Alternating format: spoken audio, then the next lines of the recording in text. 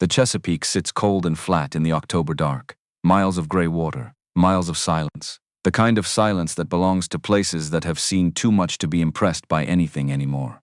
Then light. A shipyard waking up along the eastern shore. Cranes rising against a pale sky, the slow groan of metal on metal. And steam off the water. The smell of iron and salt and something burning that nobody is rushing to find. One man. Walking through it all like he owns the ground and has never once said so. Worn boots. A canvas bag over one shoulder. A brown notebook in his chest pocket that has never been entered into any system. He has done this walk for 9 years. He does not know this is the last time. Somewhere behind him, in an office on the 4th floor, a woman is holding a piece of paper. Somewhere out on the water, a Navy destroyer is running out of time. And in 12 minutes, those three things are going to collide. The morning Raymond Cole got fired was the same morning the United States Navy found out he was the only man within 500 miles who could stop a disaster from getting worse. He didn't know that yet. He was just a man with a thermos and a worn canvas bag, pulling into the east gate of Meridian Shipworks at 5:17 in the morning the way he'd done for 9 years. Same truck, same route, same gate guard named Phil who had a bad knee and a thermos of yesterday's coffee and exactly 4 words he said every single morning without variation. Said, early again. Raymond said always. Phil buzzed him through. That was the whole conversation. 4 words between 2 men who had seen each other more mornings than either of them had seen most of their own family members. There was something in that. Something Raymond had never tried to name but had always understood. That consistency was its own form of loyalty. That showing up, day after day, without drama or announcement, was a statement that most people never thought to make. He parked in the same spot, 3rd row, left side, close enough to the east entrance to be practical, far enough from the administrative building to feel like a choice. The main floor of Meridian Shipworks at 5:17 in the morning was a different world from the floor at 7. No welding arcs cutting the dark, no crane cables groaning under load, no hydraulic hiss of machinery being pushed past what it was rated for. Just metal and shadow, and the low settled weight of a building that had been holding itself together against the weather off the Chesapeake for 40 years. Raymond liked it this way. He didn't explain that to anyone. There was nothing to explain.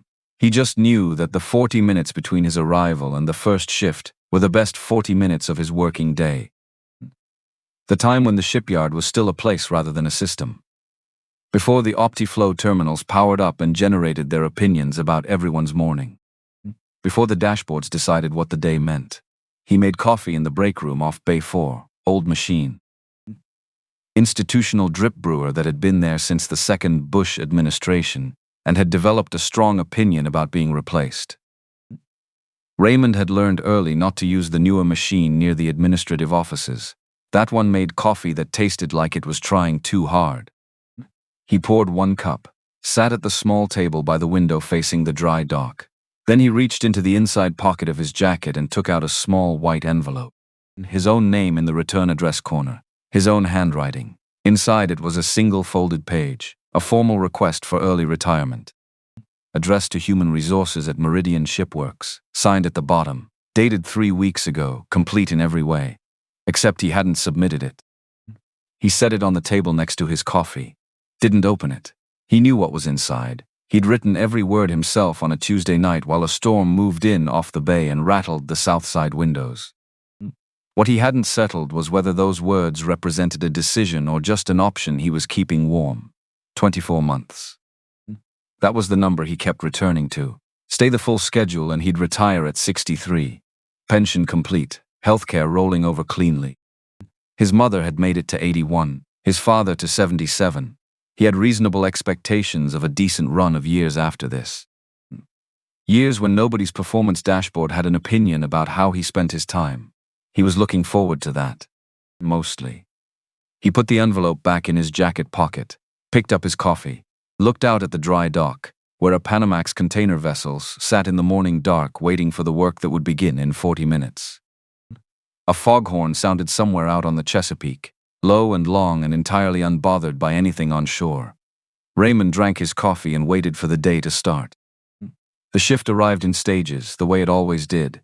Crane operators first. They had their own rhythms and needed lead time. then the welders in Bay 3 and Bay 6. Then the hull mechanics and diagnostic techs and the junior staff who were still figuring out that arriving on time and arriving ready were two different things. By 6:30 the floor was fully alive. Raymond was elbow-deep in the gearbox housing of the Panamax vessel by 6:45. Not because anyone assigned him there first, because that was where he'd left off the night before, and leaving things half done through a shift change was the kind of habit that led to other, worse habits. He worked without announcing himself. No preamble, no check-in with the floor supervisor. Just a man in a gearbox and 30 years of knowing exactly what he was looking at. His repair times ran 20 to 30% longer than the yard average. Catherine Voss's OptiFlow system had been noting this in red for 14 months. What the system did not have a column for was this. Not one ship Raymond Cole had serviced in 9 years at Meridian had ever come back with a mechanical failure. Not one. In 9 years. The system measured what it was built to measure. It wasn't built for that. At 9:20, a mechanic named Pierce appeared at Raymond's elbow. 27 years old, 2 years at the yard. He had the energy of someone genuinely trying to learn, but who hadn't yet separated the doing of a task from the understanding of it. He held out a work order. Finished the coupling on the coastal freighter.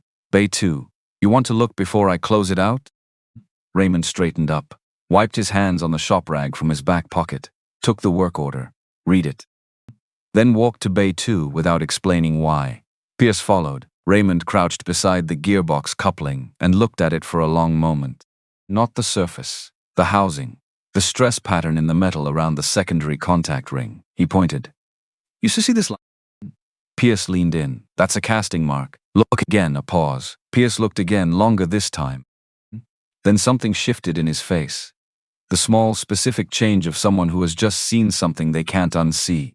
That's not a casting mark, Pierce said. No, Raymond said. Is it a stress fracture? Early stage, Raymond stood up. Won't show on a standard visual. Won't show on the checklist either. You have to know where to look. Pierce straightened beside him. What happens if it ships like that? 9 times out of 10, nothing. Gets to port, unloads, comes back. A pause. The 10th time in heavy weather under full cargo load, the coupling fails. You lose steerage. Maybe you lose more than that. Pierce was quiet for a moment. How do I know to look for it? He asked. You learn what failure looks like before it becomes failure, Raymond said. He handed the work order back. We're going to pull this coupling and fix it. Add the time to the repair log and I'll sign the revised estimate. Pierce nodded. Then OptiFlow is going to flag this bay as behind. Raymond looked at him evenly. I know. He walked back to Bay 4. Behind him, Pierce stood with the work order for a moment, then went to get his tools. No argument, no complaint about the flag. Raymond noticed that. He took the brown leather notebook from his chest pocket and made a small note. Not about the coupling. About Pierce. The notebook was not company property, never had been. Raymond had been keeping notebooks like it since his first year in the Navy. Slim, battered, the pharmacy kind that cost $2 and lasted until the binding gave out and you held it together with rubber bands. Inside it was 30 years of observations, measurements, patterns, and the technical shorthand that only made sense to the person who wrote it. Everything he knew that didn't fit in a form lived in that notebook. He put it back in his chest pocket and returned to the gearbox. At 9:40 he heard footsteps that didn't belong to anyone on his crew.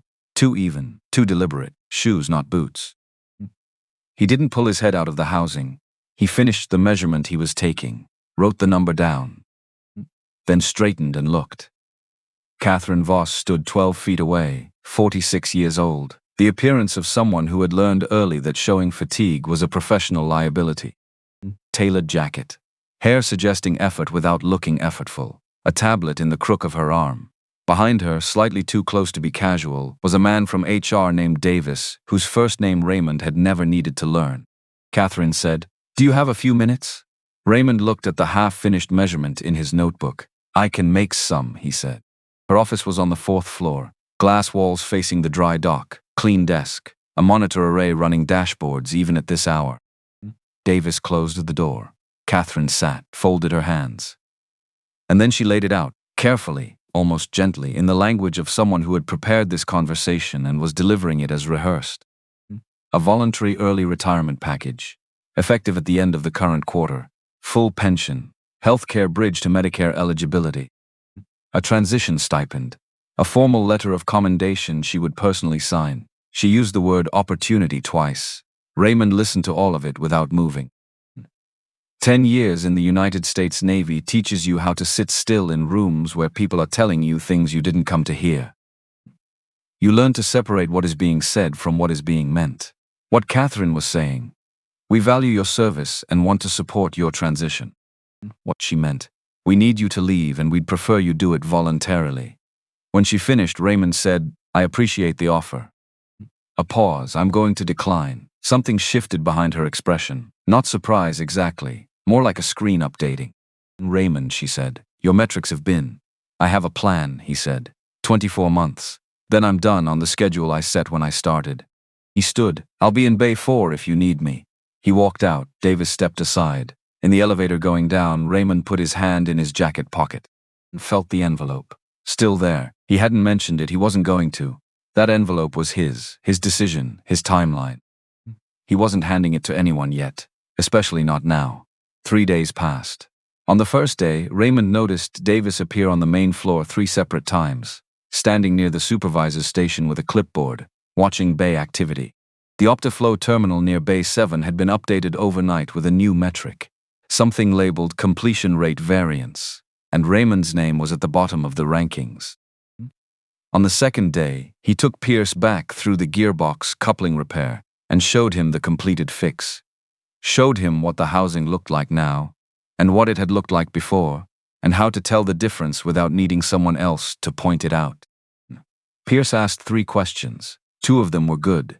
Raymond answered all 3. On the third day, Raymond arrived at 5:17, made his coffee, sat at the Bay 4 table, and felt something in the air that he couldn't name precisely but had learned to take seriously. A shipyard had its own atmosphere. When something was about to change, you felt it before you saw it, in the way people moved, in the quality of the noise, in some aggregate signal that was too diffuse to locate but too consistent to ignore.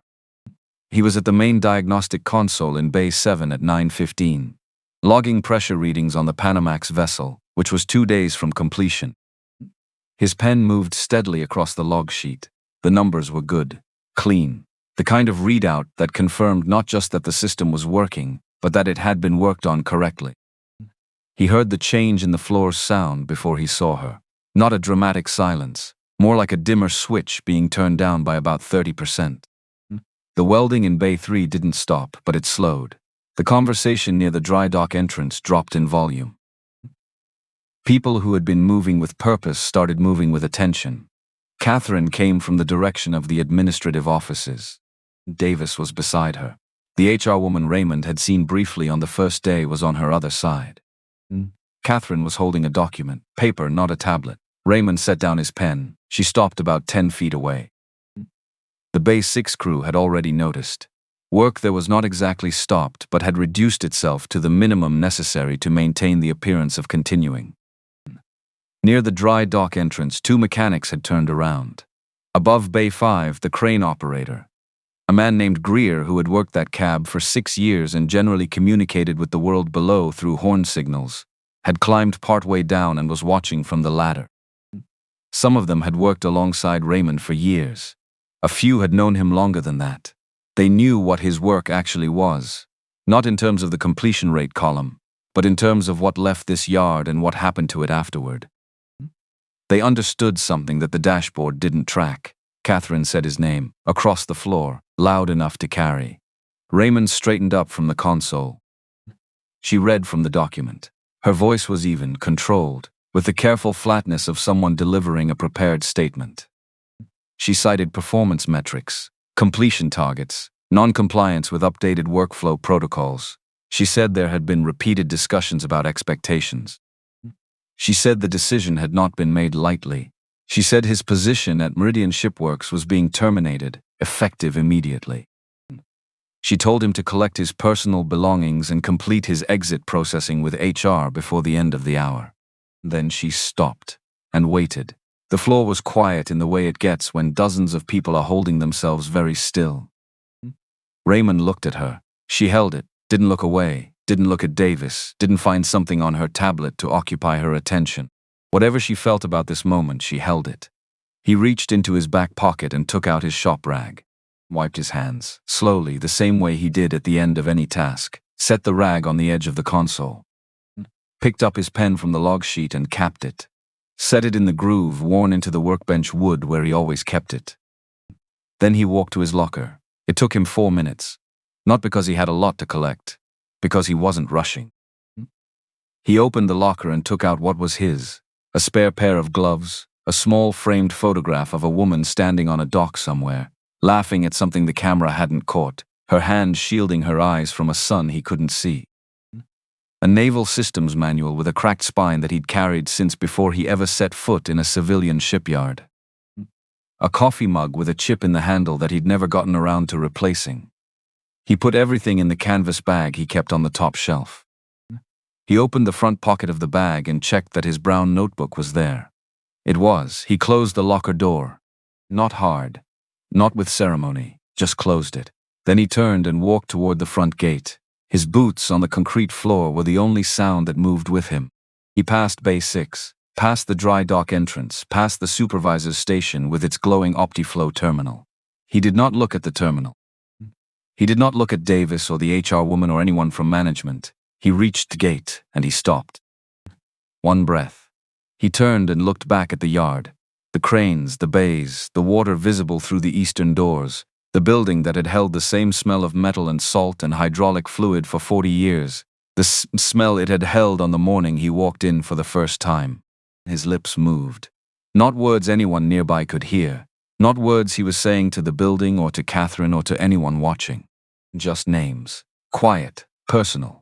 The kind of thing a person says when they are marking a moment that matters. Then he turned back, stepped through the gate, and walked to his truck. Behind him, nobody spoke for a long moment. Then Greer climbed back up into his crane cab. The welder in Bay 3 picked up his torch. Someone restarted a grinder near the hull section in Dock 2. The yard came back, slowly, bay by bay, like a tide coming in, not all at once but steadily covering everything, until the surface looked the same as before. Except that everyone on that floor knew it wasn't. Raymond drove without a destination, not lost. He knew every road in this part of Virginia the way he knew the systems inside the hulls at Meridian. He drove without a destination because he wasn't ready to have one. Home felt wrong in a way he didn't want to examine too closely. He hadn't been home at 10 in the morning on a weekday since Ellen's last months, and he did not want that association sitting on top of this morning. He found himself on Route 1 heading south, the Chesapeake on his left gray-green and flat under October light. A cargo ship on the horizon moving so slowly it appeared not to move at all. He drove for about 20 minutes, then he pulled off onto a gravel strip he knew, a small water access point managed by the State Park Service, one picnic table, a sign faded past legibility by years of weather off the bay. He and Ellen had come here once, very early in their relationship, before they were engaged. She'd bought a bird identification guide at a gas station, and had spent an hour naming every bird she saw with absolute conviction and almost complete inaccuracy. He'd laughed at her. She'd told him he had no appreciation for the attempt. He sat in the truck with the engine off and his hands in his lap. He reached into his jacket pocket, took out the envelope, set it on the dashboard, looked at it. The retirement notice he'd written 3 weeks ago. Signed, complete. He could have walked into Catherine Voss's office on any of the last 21 days and handed it to her. He'd been planning to next month or the month after, when the timing felt right. The timing had never felt right. Now the question was moot, but not in the way he'd planned. He was still looking at the envelope when his phone rang. Garrett. He stared at his son's name on the screen for 2 full rings, then answered, Hey, a pause on the other end. You at work? Raymond looked out at the water. Not exactly. You okay? Fine. A beat. You sure? Garrett was 33 years old. Civil engineer. Careful with things in the way that people are careful when they've watched someone they love lose something they couldn't hold on to. He and Raymond had a relationship that was real and solid, and also slightly out of phase. Like 2 people speaking the same language with different accents. Close enough to understand each other, but with something always just slightly requiring effort. I'm sure, Raymond said. They talked briefly about nothing in particular. A dinner planned for the weekend. A roof repair Raymond had been deferring. Then Garrett said he had a site meeting starting in 10 minutes and Raymond said go. And they said goodbye the way they always said goodbye. Enough to close the call, not enough to finish the conversation.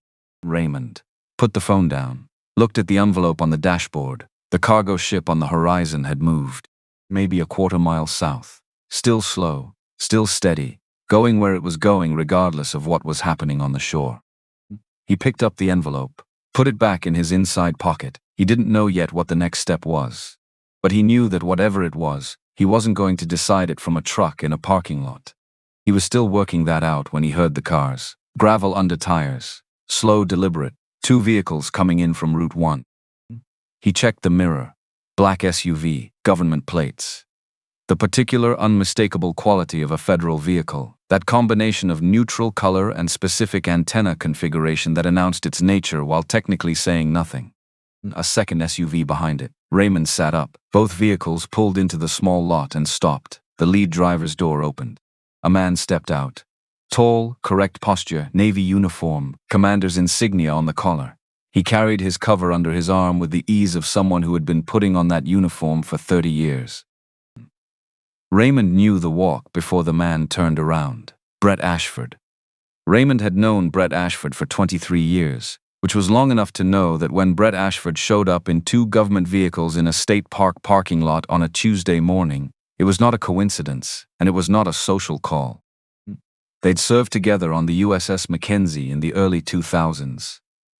Ashford had been a lieutenant then, the kind who asked too many questions and turned out to be right about most of them. He'd stayed in, made commander at 42. Done things since then that Raymond knew about in outline form only, the way you know about the visible edge of something much deeper. They hadn't talked in almost 2 years. Ashford walked to the front of Raymond's truck rather than to the driver's window. He stopped there, in the open, where they could look at each other straight on. He took off his cover. Raymond got out of the truck. They stood in the October air with the bay behind them, and 23 years of shared history between them, and neither of them spoke for a moment. Not because there was nothing to say, because some things didn't need a preamble. Ashford said, "Rough morning." Raymond said, "Had worse." Which was true, not by much, but true. Ashford nodded once. Then, "I need to tell you something, and I need you to hear all of it before you say anything." Raymond leaned back against the hood of his truck, folded his arms. "Go ahead," he said. Ashford told it straight. USS Harlan was a destroyer, active duty, currently berthed at the Meridian Dry Dock after limping into Portsmouth on auxiliary power following a classified patrol in the North Atlantic. Her primary propulsion control system, the encrypted command layer that managed her main drive, had begun cycling erratically 4 days out. The ship's engineering crew had attempted to isolate and reset. First attempt failed. The system interpreted the input as unauthorized access and locked down further. Second attempt deepened the lockout. Third attempt pushed them to a cascade state where every new access attempt sealed another layer. They were now 4 lockout levels deep. The Harlan couldn't move under her own power, couldn't safely shut down. Every attempt the onboard team made at reaching the encrypted diagnostic layer triggered additional lockouts, making the next attempt harder. Ashford had contacted every propulsion system specialist on the eastern seaboard, holding the relevant tactical clearance. 2 were deployed overseas and unreachable on short notice. 1 had retired 18 months ago and let his clearance lapse. A 4th had the clearance but not hands-on experience with this generation of propulsion architecture, which was not a minor distinction when a wrong input at the encrypted layer could spike the thermal regulators and start a fire in the engine compartment of a destroyer sitting in a civilian harbor. Ashford stopped. Raymond said, "How many on the Harlan?" 265. Raymond was quiet for a moment. "She's berthed at Meridian's dry dock," he said. "Not a question. She was already there when the fault escalated. The pier has the equipment access for this class of vessel. So I'd be going back through that gate." "Yes." Raymond looked out at the bay. The cargo ship from earlier was still moving. Steady, unrushed, doing what it was built to do, he said. "The Harlan was in for routine maintenance 14 months ago." Ashford met his eyes. "I know. I submitted a service report, full inspection, 43 pages, standard format." Raymond paused. "I flagged a pressure variance in the secondary circulation loop. Inside tolerances but at the low edge. Recommended follow-up monitoring under sustained high-output conditions. I know, Ashford said again. That report was filed under the old system. The one Meridian retired when they brought in the new tracking platform. Raymond kept his voice level. Nobody followed up. Ashford said nothing, which was itself an answer. Raymond understood the shape of it then. Not a random failure, not bad luck. The downstream consequence of a recommendation that had been correctly written, properly filed, and never read. He'd seen this before, the way institutions processed risk efficiently and completely, and in doing so missed the single thing that didn't fit the format. The flagged item that fell between the old system and the new one. The note that nobody saw because the person who wrote it was in a different column than the person who should have read it. The Harlan's fault cascade had started in the secondary circulation loop. He knew it without needing confirmation. What happened to the Harlan isn't random, he said. No, Ashford said. It's not. Raymond put his hands in his jacket pockets. I have a condition before I say anything else. Name it. My full service report from 14 months ago goes into the official incident record, not as an attachment, as a primary document, every page. He paused. I need it on record that the flag was raised and the follow-up didn't happen. Not to punish anyone. Because the next time someone writes something like that into a report, I want there to be a reason for people to read it. Ashford said, done, I'll make that call from here. Raymond nodded. Second condition, he said, I go in under Navy authority. Meridian's facility is the location. That's all. No one from management instructs me on timeline, process, or sequencing. No one tells me when it should be done. Agreed. Raymond pulled the envelope out of his jacket pocket, set it on the hood of the truck. I need to make one call first, he said. Ashford stepped back to give him space. Raymond took out his phone and dialed Garrett. Straight to voicemail. Site meeting still. He waited for the tone. Then he said, Hey, it's Dad. I'm okay, something came up at the yard.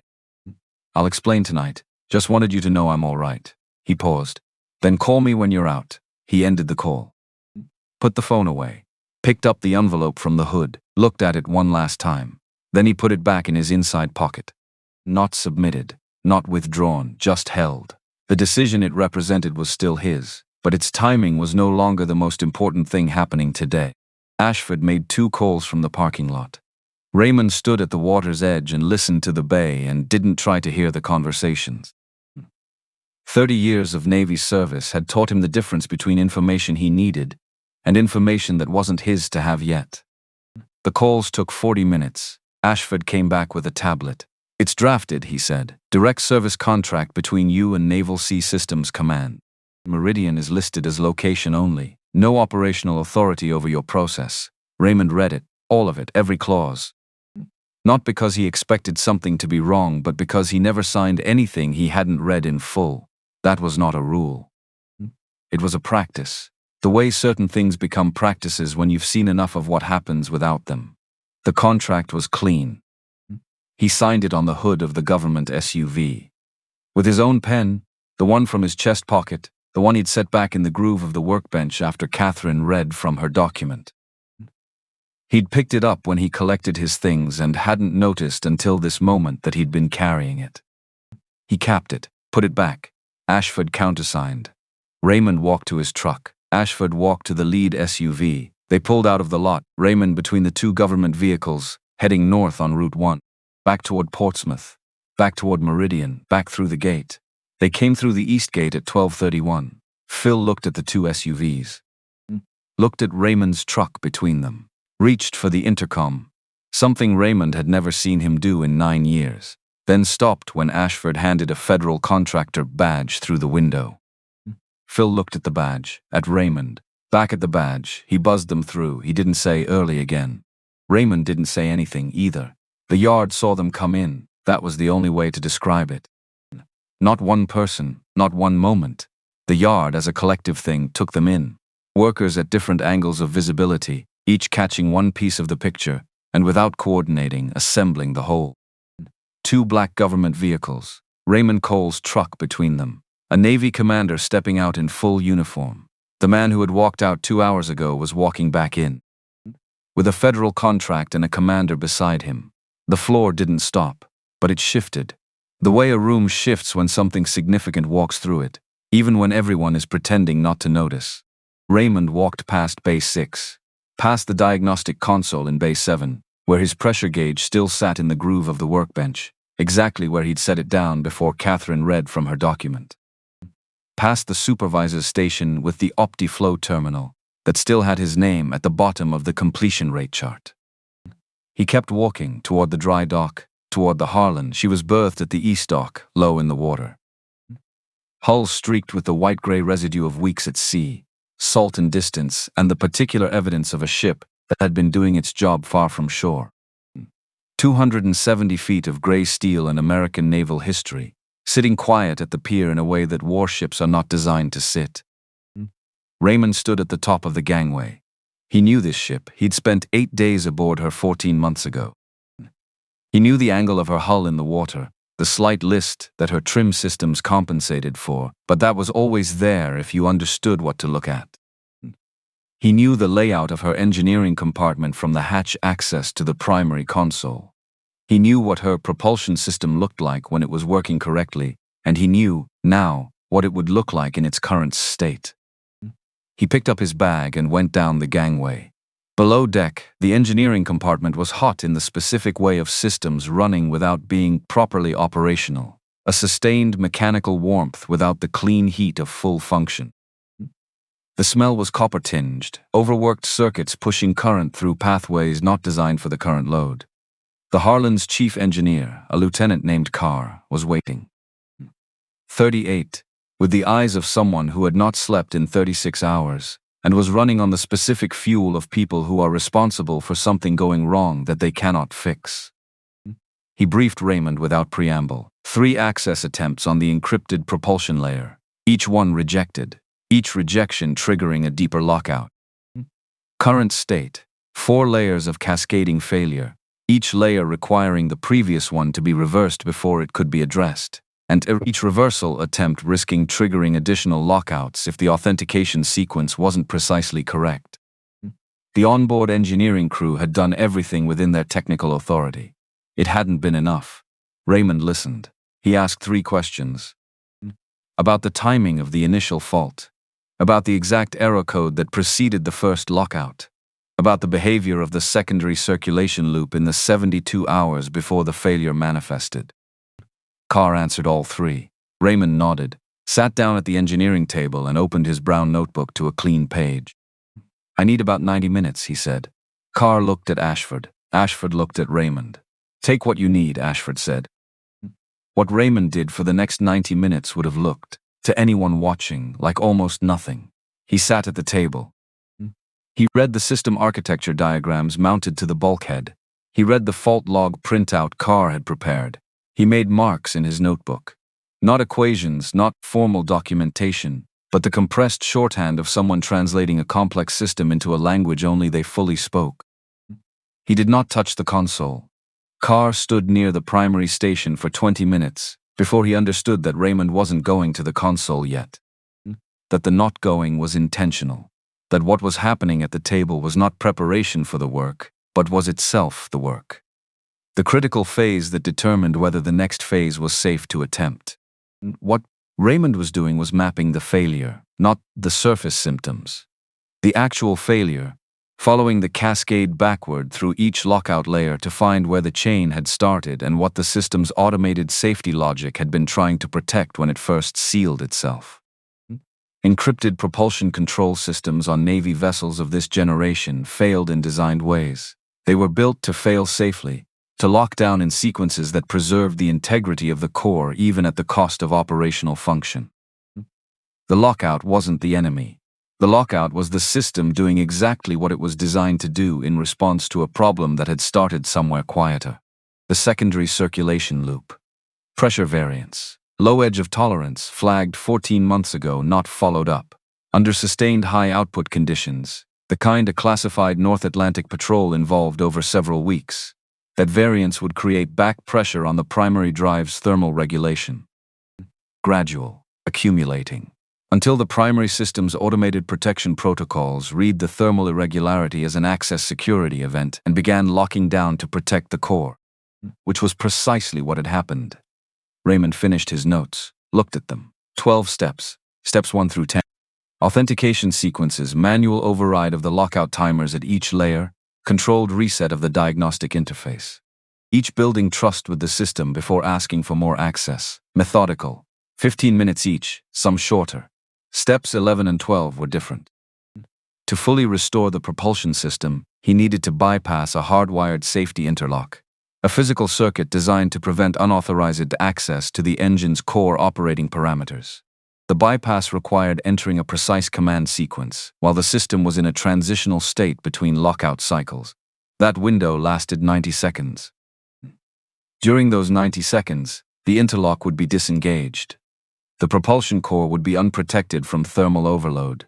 If the sequence was entered correctly, the system would reboot clean and the interlock would re-engage automatically. If there was an error, wrong character, wrong timing, hesitation at the wrong moment, the core temperature could spike. In the engine compartment of a destroyer docked in a civilian harbor, Raymond capped his pen, set it beside his notebook, looked at Carr. "I'm going to walk you through all 12 steps before I touch anything," he said. "Not a summary. All of it. Your team needs to understand the full sequence so that if something goes wrong, you know what happened and where." Carr said. "Why?" "Because this information shouldn't exist only in my head," Raymond said. "If it only lives in me, it dies when I retire. That's not good for anyone." He stood up, walked to the primary console, turned to face Carr and the 3 engineering officers who had come down when Carr signaled, and he walked them through it.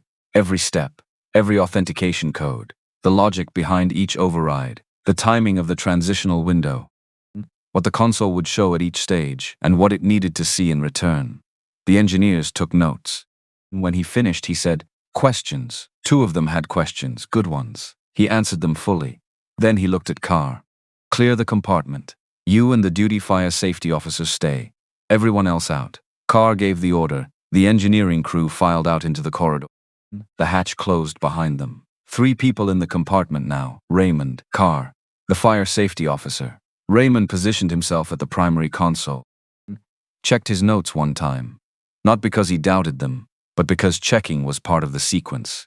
Then he set the notebook face down on the engineering table. 90 seconds, he said to Carr. "Once I initiate, we don't stop, we don't pause, we don't speak unless there's a fire." "Clear?" "Clear," Carr said. Raymond put his hands on the console, and he began. The first 40 seconds were the authentication sequences, 10 separate inputs, each one correct, each one building on the last. The system sieving them and beginning slowly, cautiously to open itself. Lockout layer 4 released, then 3, layer 2, the cascade reversing in the order it had built. At 41 seconds, Raymond initiated the bypass. The safety interlock disengaged. The compartment didn't change, the temperature didn't change, the noise didn't change. But something in the quality of the moment did. A held breath quality, as if the room itself understood what was now unprotected. At 50 seconds, amber warning light on the console. The system flagging its own vulnerable state. Raymond didn't look at it. At 63 seconds, the thermal gauge on the propulsion housing moved. 1 degree, then 2. Carr's jaw tightened. He said nothing. At 71 seconds, 3 degrees on the thermal gauge. The amber light pulsing now, insistent. Raymond's hands were steady. His breathing was even. His eyes were on the command sequence on the screen, not the warning light, not the thermal gauge, not Carr's expression. The sequence. 80 seconds. 84. 3 lines of command. 18 characters. He'd worked with this architecture long enough that the sequence lived in the knowledge that stored below thought, not memorized, known. The way a musician's hands know a piece they've played 10,000 times. He entered the final character. 1 second of stillness.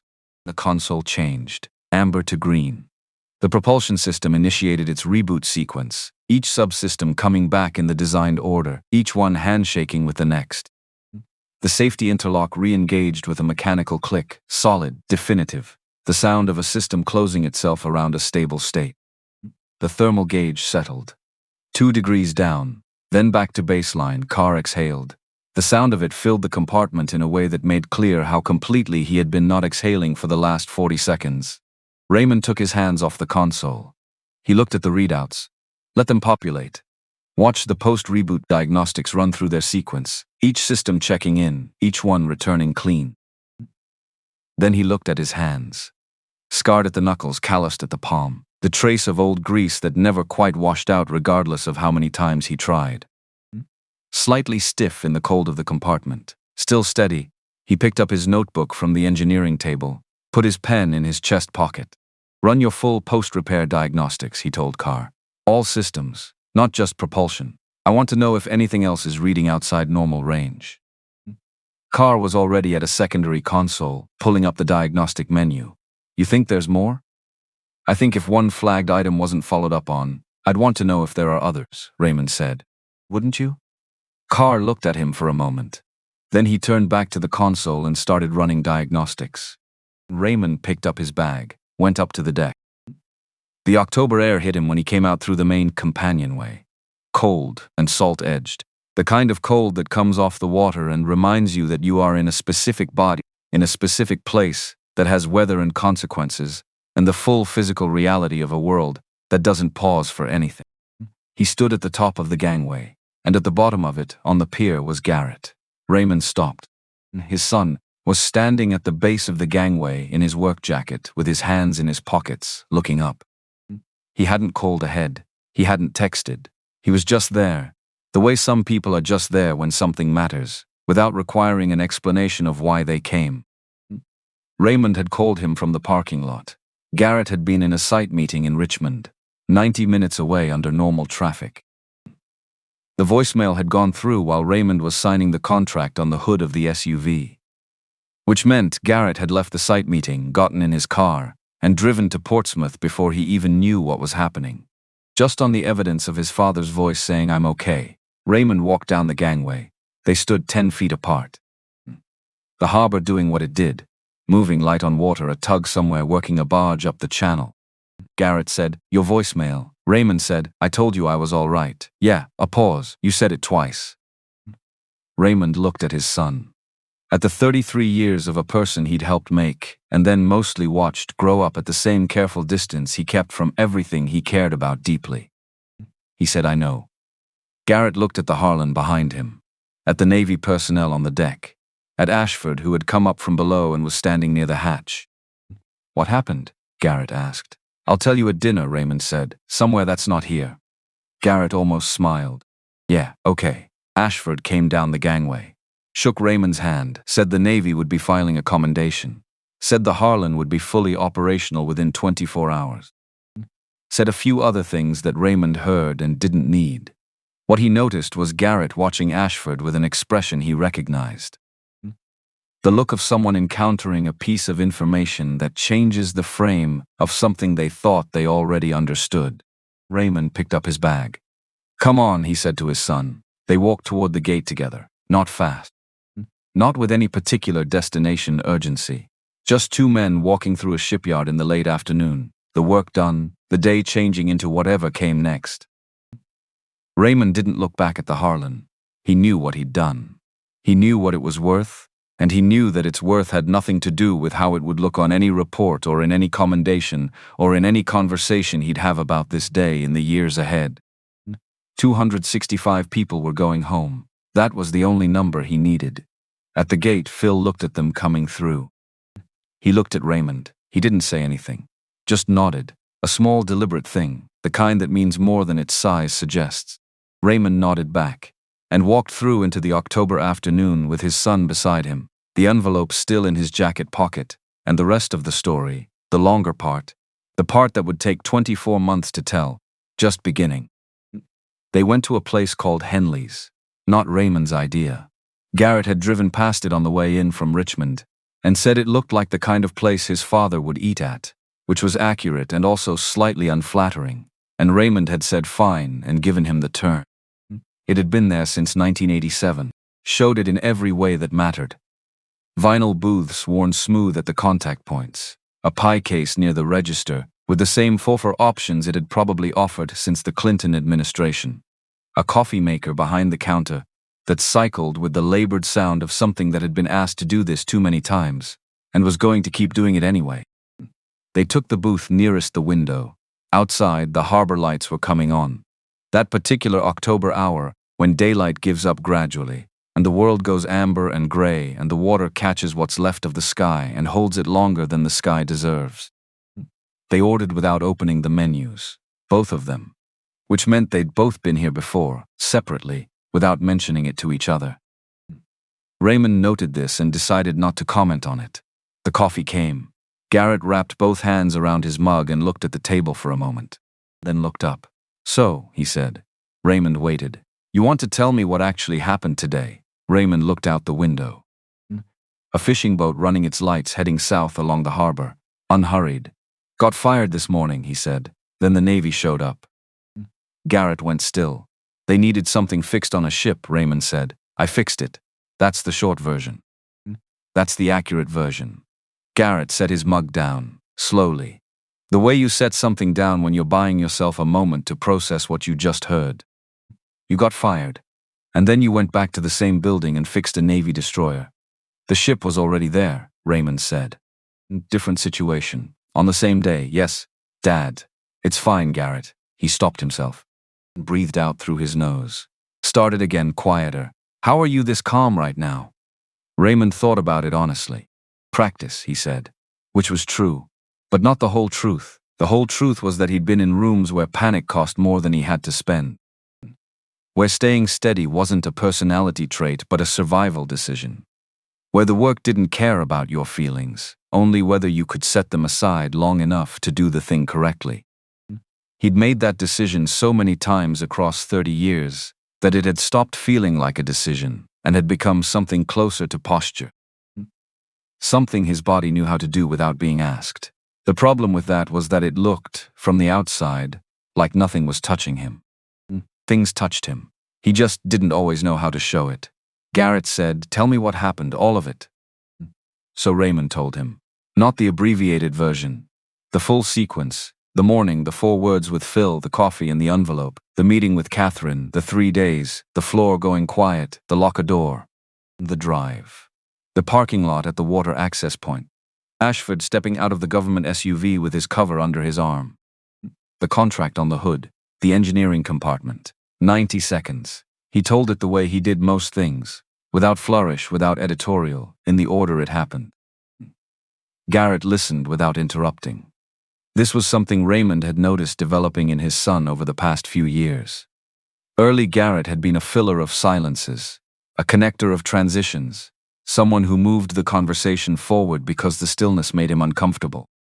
Current Garrett had learned to sit in it, to let things land before responding. When Raymond finished, Garrett said, "The ship they needed you for, that was the same ship you'd serviced before?" 14 months ago, Raymond said. "I filed a report, flagged a potential issue. The report didn't make it into their new system. And that's why the ship had a problem. That's why the ship had that specific problem." Garrett looked at the table. Then back up. "Does Catherine know that?" "She will," Raymond said. "It's going into the official incident record. I made that a condition." Garrett was quiet for a moment. "What happens now, to you?" Raymond had been thinking about that since the drive back. Since Ashford's handshake on the gangway. Since the moment he'd walked back through the east gate with Garrett beside him, and felt the day close around him like a chapter ending. "I don't know yet," he said. The Navy has what they needed," Raymond said. "The contract was for 1 repair. That's done. So you're just unemployed." "I was unemployed this morning too," Raymond said, "between 10 a.m. and roughly noon." Garrett stared at him for a beat. Then, against what seemed like his better judgment, he laughed, short, genuine. The laugh he'd had since he was young, a little surprised by it every time, like it caught him off guard even when he was the one generating it. "That's not funny," he said. "It's a little funny," Raymond said. Garrett shook his head, but the tension in his shoulders had shifted. Dropped about 2 inches. Sometimes that was what a laugh was for. Not because anything was actually amusing, but because the body needed somewhere to put what it had been holding. They ate. The food was what it was, a diner doing what diners did at 6 in the evening, which was provide something hot and consistent and not requiring explanation. Meat loaf for Raymond. A club sandwich for Garrett that arrived about 40% larger than either of them had expected. They talked. Not about the day anymore. About the Richmond project Garrett was managing. A pedestrian bridge over a creek that had been designed by someone who apparently didn't fully trust the creek to stay where it was, and the resulting structural revisions that were making the construction timeline interesting. About a documentary Raymond had seen about cargo ships that Garrett had opinions about despite not having seen it, which led to a 20-minute disagreement that was mostly Raymond being right and Garrett being resistant about it. Normal things. Then Garrett set down his sandwich and said, "You like it, don't you, the hard stuff?" Raymond looked at him. "Not the getting fired part," Garrett said. The 90 seconds you were talking about. The problem that only you could fix. You like that?" Raymond thought about how to answer honestly. "I like knowing what I'm doing," he said, "and being in a position where it matters whether I do it correctly." "That's the same thing. Maybe. You've always been like that." Garrett said it without accusation, as an observation from someone who had been watching for a long time. "Even when I was a kid. You were calmer when things were harder, like the pressure organized you." Raymond looked at his son. At the particular face of a man who resembled his mother in the set of his jaw and his father around the eyes, and who had spent 33 years in proximity to Raymond without Raymond ever quite explaining himself. "I didn't know you noticed that," Raymond said. Garrett looked at him steadily. "I noticed a lot of things. I just didn't always know what they meant." A pause. The coffee maker behind the counter went through its cycle with its familiar complaint.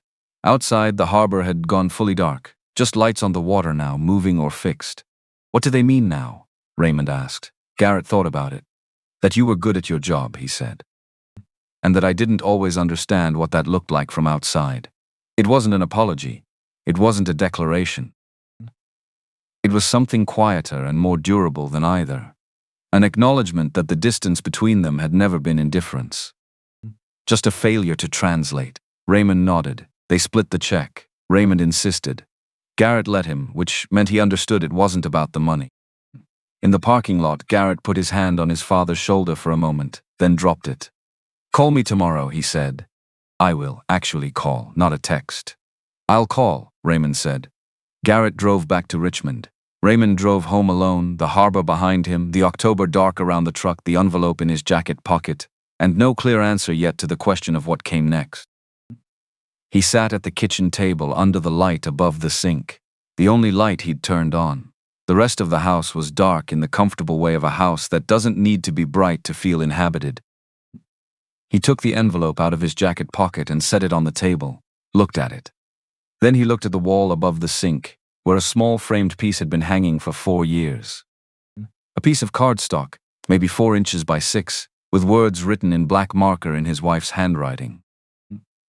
Ellen had made it during her last months when she was making a lot of small things, not because she was afraid of running out of time, because she had always been a person who made things, and she wasn't going to stop being that person just because the circumstances had gotten hard. Showing up is most of it. He'd understood it practically when she wrote it, as a statement about reliability, about the basic dignity of doing what you said you'd do and being where you said you'd be. He was still finding other ways to understand it, even 4 years on. He opened the kitchen drawer and set the envelope inside. Next to the utility bills and the spare batteries and the dishwasher manual he'd referenced exactly once. Not submitted, not withdrawn. Just held. He sat for a moment longer. Not calculating anything, not making plans, just sitting in the quiet of a house where someone used to be and wasn't anymore, at the end of a day that had started with an envelope in his pocket and ended with it in a drawer. He'd done the work. The ship was safe. 265 people were going home. That was the number that mattered. He turned off the kitchen light, went to bed, and fell asleep unexpectedly without difficulty. Catherine Voss did not sleep well. This had been true for most of her 16 months at Meridian, but that night it had a specific shape. It sat on the corner of her bed and waited for her to look at it directly. She had stood at the pier and watched Raymond Cole step off the USS Harlan. She had seen Brett Ashford shake his hand. She had seen the faces of her own employees. The crane operator in his cab, the Bay 6 crew, the mechanics who had watched Raymond leave in silence and watched him come back with a Navy commander and then stood at their stations without speaking when he walked back through the gate. She had taken all of it in, and she understood something that her dashboards had never prepared her to understand. She had made a mistake not about a process or a protocol, about a person, about what a person actually was versus what a performance column could capture of them. At 11 that night, she sat at her desk and opened Raymond's personnel file.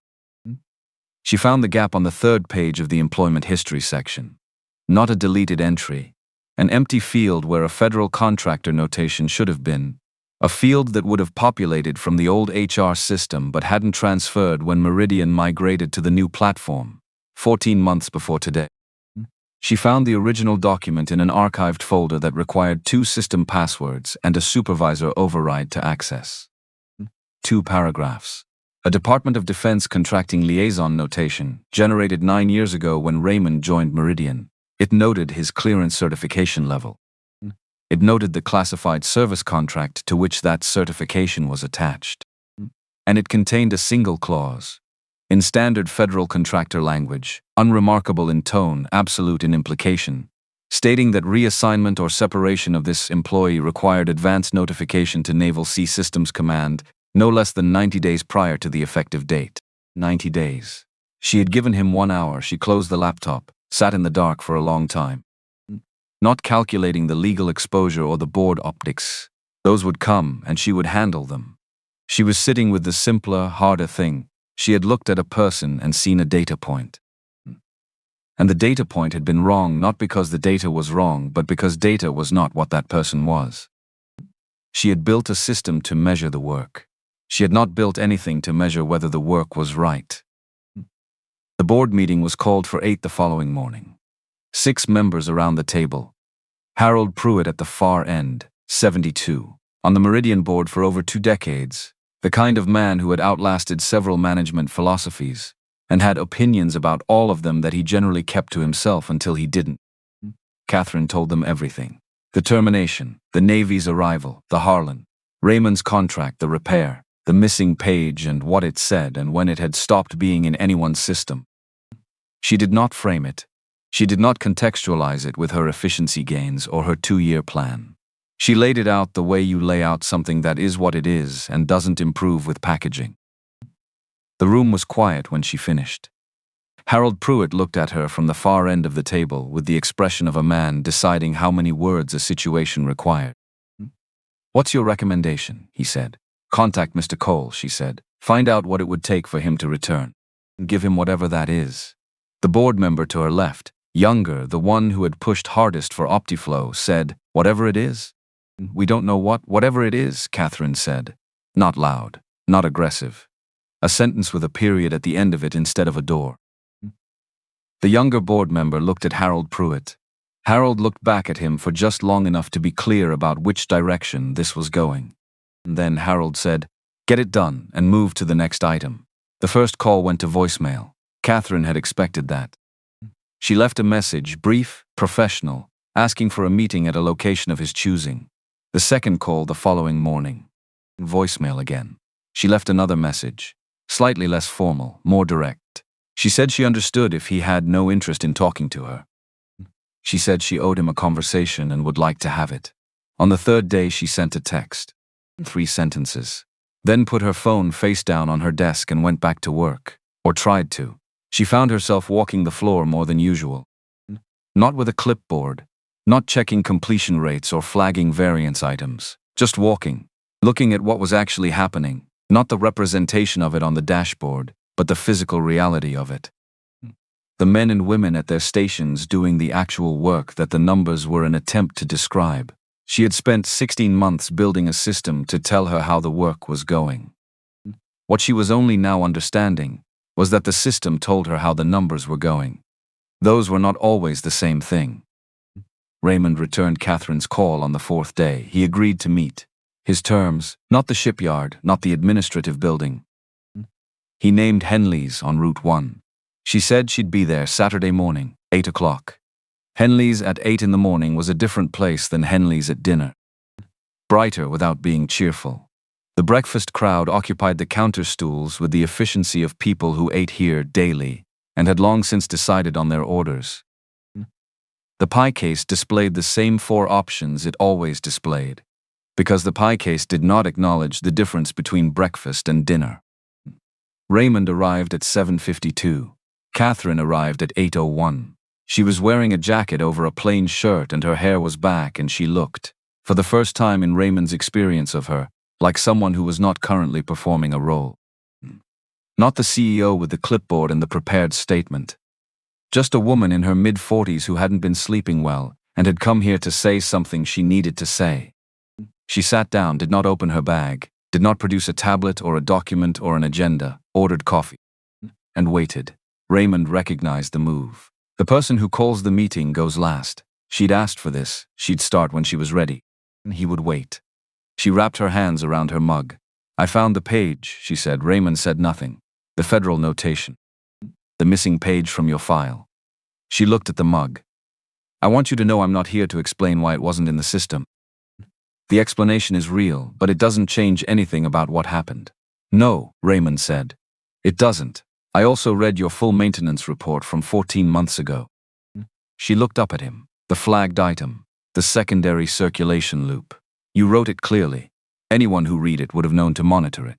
She set the mug down. "No one read it." "I know," Raymond said. "I'm sorry." 2 words. No hedge around them. No qualification or explanation attached. Raymond looked at her. She held it.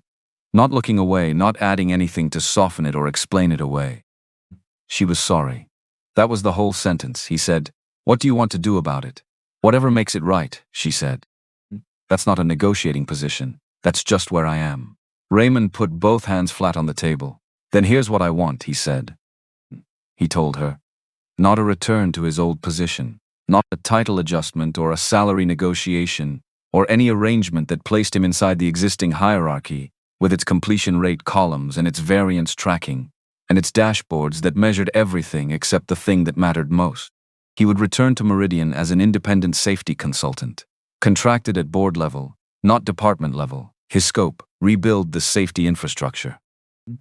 The certification standards, the inspection protocols, the institutional knowledge that had been quietly eroding for 14 months as the pressure of efficiency metrics had pushed people toward completing tasks rather than understanding them.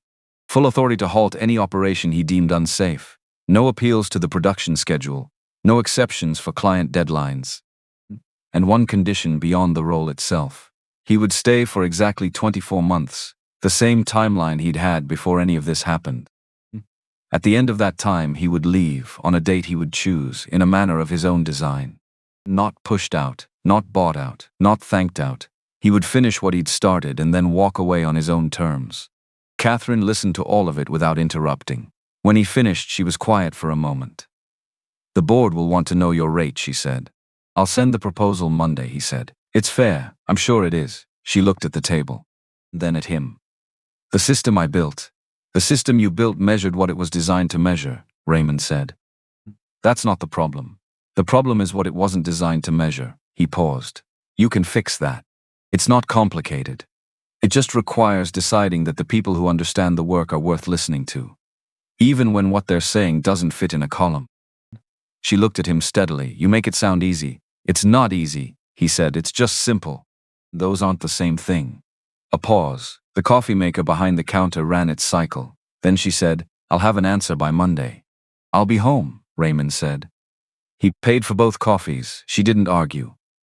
They shook hands not warmly, not coldly, but with the specific quality of 2 people who had been honest with each other about something real and were willing to build on that. Raymond drove home. The answer came Sunday afternoon. Raymond was on his back porch when his phone rang. The back porch that needed attention, 2 softboards, a loose railing section, the accumulated deferred maintenance of a man who spent his professional energy on other people's structures and had gotten comfortable overlooking his own. "Catherine's name on the screen," he answered. She told him the board had agreed. All conditions: independent contractor status, board-level contract, full operational authority, the 24-month timeline. Harold Pruitt had moved it to a vote that morning without waiting for Monday. Raymond said he'd be in Monday at his usual time. She said 5:17. A pause. "Phil will be glad," she said. "Phil is always there," Raymond said. "He'll be there whether I come back or not." He hung up. Sat with the phone in his hand and the porch board soft under his chair and the October sky doing what October's skies did over the Chesapeake. going purple at the edges, the weather building from the west in that unhurried way that meant it would arrive whether you were ready or not. He went inside, got the envelope from the kitchen drawer, stood at the table and held it for a moment. Then he put it back, 24 months, then the envelope, then the rest of whatever came after. Monday morning, 4:58 a.m., the alarm. Coffee in the kitchen, standing at the window watching the dark give way. He put on his jacket, checked the inside pocket. The notebook was there, moved from the canvas bag where he'd carried it home, and picked up the bag, walked to the truck, left at 5:02, hit the light on Route 17 on the second cycle. Arrived at 5:17. Phil looked up from his thermos when the truck pulled in. He had the brief expression of a man who had processed a significant event and was returning to the behavior pattern that preceded it. Early again, Phil said. Always, Raymond said. Phil buzzed him through. Some things didn't change, and that, Raymond had come to understand, was not a failure of imagination. That was its own kind of foundation. The things that stayed steady were the things that let the changing things move without pulling everything down with them. He made coffee in Bay 4. Sat at the table by the window, the dry dock outside, the water beyond it, the morning doing what it did. At 6:40, Pierce appeared in the break room doorway. He stood there for a moment, not quite sure whether to come in. Raymond said, "Sit down." Pierce sat. "You've got the Donovan vessel this week," Raymond said. "Hull inspection on the port bow section. Third bay. Before you start it, come get me." Pierce looked at him. "Your back looks like. What happened?" Raymond told him. The short version as promised, the termination, the Navy, the contract, the conditions. Pierce listened with the focused attention of someone filing information carefully. When Raymond finished, Pierce said, "So Catherine fired you?" "The Navy showed up and proved she shouldn't have. And then you came back with more authority than you had before." "More or less," Raymond said. Pierce thought about this. "Why'd you come back at all? You could have taken one of those other offers." Raymond looked at him directly. "Because the knowledge has to go somewhere," he said. "It doesn't do anyone any good staying in my head until I retire." He paused. "You, Rutherford in Bay 6, 3 or 4 others I've been watching. You're going to be doing this work long after I'm gone. That's the point." Pierce was quiet for a moment. Then, "What are we starting with?" Raymond stood up and picked up his coffee. "The thing behind the thing," he said. "Same as always." And the day began. Properly this time. With the right people doing the right work for the right reasons, and someone in the room who understood the difference. Which was not everything, but it was most of it. Time moves differently when you know the end of it. Not faster, not slower, just more visible. The way the last miles of a long drive feel different from the middle ones, not because the road changes, but because you start recognizing the landmarks. Raymond noticed it in small ways before he noticed it as a whole. The weight of the torque wrench he'd been using since his 3rd year at Meridian. The exact sound the Bay 4 coffee machine made at the start of its cycle. The angle of morning light through the break room window in different seasons. He wasn't being sentimental about any of it. He was just paying attention in a way that people pay attention when they know that paying attention has a boundary. The training program had no official name because naming it would have suggested it was separate from the work. And it wasn't. It was the work. It was the work done in a way that transferred into other people rather than staying only in him. He started with Pierce, not because Pierce was the most technically gifted person on the floor. That was Tom Rutherford in Bay 6, a 31-year-old from Western Virginia who had the kind of diagnostic instincts usually built across 20 years, not 6. Raymond had known people like that before. They were rare and they knew it, and the ones who turned out well were the ones who learned to document what they felt so that other people could follow where they'd been. But Pierce worked harder, and Pierce wrote things down, not on his phone, not in a shared log, in a notebook. The cheap kind from the drugstore, battered at the corners, rubber band around the middle. Raymond noticed this in the 2nd week and said nothing about it. What he did was ask Pierce to come with him on floor walks. Not to assist, to observe. Raymond would stop at a station and ask the working technician a question. Then afterward he'd ask Pierce the same question, and they'd compare answers. The questions were never about procedure, always about why. Why does this step exist? What would happen if you skipped it? Why is this tolerance set where it is and not higher? Who decided that? And what were they trying to protect when they did? Pierce got most of them wrong at first. Not the facts. He knew the facts. He got the reasoning wrong, which was a different failure. He could tell you what the specification was. He couldn't always tell you what the specification was standing in front of. That was the gap Raymond was closing. By month 4, Pierce was running his own walkthroughs, 2 people at a time. A specific system, a specific inspection point. His first walkthrough was not good. Too fast, too technical. He lost his audience in the second minute of explaining secondary coupling tolerances and spent the rest of the time explaining the explanation, which is a hole you cannot climb out of once you've fallen in. Afterward, Raymond said, "What did you see on their faces?" Pierce said, "Confusion, when I got into the tolerances." Why? A real pause this time. Because I explained how it works before I explained why it matters. Right. I should have started with what happens when it fails.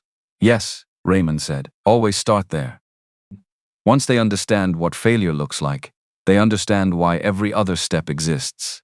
Pierce ran the next walkthrough differently. He opened with a case from the maintenance records, a coupling failure 8 years prior, before Raymond's time, that had cost 4 weeks of repair and left a crew on a ship that couldn't move. 25 seconds. Then he walked them through the inspection protocol. Raymond watched from the back.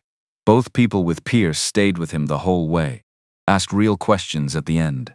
Raymond walked away before it finished. Not because he didn't want to see it. Because he'd seen what he needed to see, and staying longer would have been about him. Tom Rutherford developed differently. Where Pierce learned by doing and then understanding, Rutherford understood first and then did, which meant he sometimes moved faster than his documentation. Raymond sat with him one afternoon over the repair logs. "You know why we write it down?" Raymond said. Rutherford said, "Record, that's part of it. The other part is this: right now you know exactly what you did and why. In 6 months you'll know about 70%. In 3 years, maybe 50. The documentation isn't for you today, it's for you later. And for the person who comes after you who doesn't have your instincts and needs the reasoning already laid out." Rutherford looked at the log sheet. What if the reasoning is hard to explain? Sometimes I just know something's off. I can't always say why. Then write that, Raymond said. Write something felt off, I checked, here's what I found. That's valid. That's actually more useful than a technician who explains everything perfectly but missed the thing that felt wrong. Rutherford looked at him. You can document instinct? You document the result of it, Raymond said. The instinct points you somewhere. The documentation says what was there when you arrived. After that, Rutherford's logs changed. Not in format, in honesty. He stopped writing what sounded correct and started writing what had actually happened. The difference was small on the surface. It was significant underneath. The third-party audit came in month 6. A firm out of Maryland with federal maritime credentials and no financial relationship with Meridian. Catherine had chosen them. Raymond had made clear early that his role was to work with the findings, not to shape the selection. He'd been clear about that from the start. The audit team spent 4 weeks on the floor. Raymond answered their questions directly and took them to what they asked to see. He did not tell them what to think about what they found. The report was 41 pages. Raymond read it at his kitchen table on a Wednesday evening. It confirmed 14 items he'd already identified and found 6 he hadn't. 3 diagnostic systems running on outdated calibration profiles. 2 dry docks without adequate emergency shutoff redundancies. An electrical grounding irregularity in Bay 3 that 2 separate technicians had flagged in the old reporting system. And that had never been addressed because the old system was retired before anyone checked the open items. He read the report twice, drank his coffee, sat with it. Not because the findings surprised him. Because they described, in the neutral language of a federal compliance document, the precise shape of what happens when an organization optimizes for what it measures and quietly stops attending to what it doesn't. Every item in that report had been present before Catherine arrived. Most had been developing for years. The past 16 months had accelerated the drift. Not through malice, not through carelessness, through the steady pressure of a system that rewarded completion and had no column for the question. But is it right? He addressed each finding the same way he addressed everything. Bay by bay, crew by crew. Sitting down with the people doing the work, showing them what the problem was, explaining why it mattered, and working through what fixing it actually involved. Not a memo, not a protocol update filed and forgotten. The grounding issue in Bay 3 took 3 days. Rutherford did most of the technical work. Raymond checked it and signed off. The calibration profiles took 2 weeks. Pierce coordinated the scheduling across 3 diagnostic systems without being asked. The dry dock redundancies required external contractors, permits, and a conversation with the harbor master that Catherine handled. Raymond provided the technical specifications. By month 10, every audit finding had been closed. The follow-up report ran 14 pages and noted full compliance with all identified items, plus 3 additional improvements Meridian had implemented beyond the audit's scope. Raymond filed his copy without comment. Month 12 brought the first federal maritime inspector through the floor. A routine compliance visit, Catherine called it, though they both understood there was nothing routine about it given what Meridian had been under scrutiny for over the past year. Raymond walked the floor with the inspectors for 6 hours, answered their questions directly, showed them what they asked to see, and then, each time, showed them one additional thing the checklist didn't ask about. Not to pad the visit, but because there was always one more relevant thing that the checklist should ask about. By hour 4, the senior inspector, a woman in her mid-50s with the efficient manner of someone who had done this many times and was rarely surprised, had stopped writing on her clipboard and was just listening. At the end of the walkthrough, she asked one question. How long did it take to get here, from where you were a year ago? Raymond thought about the audit report.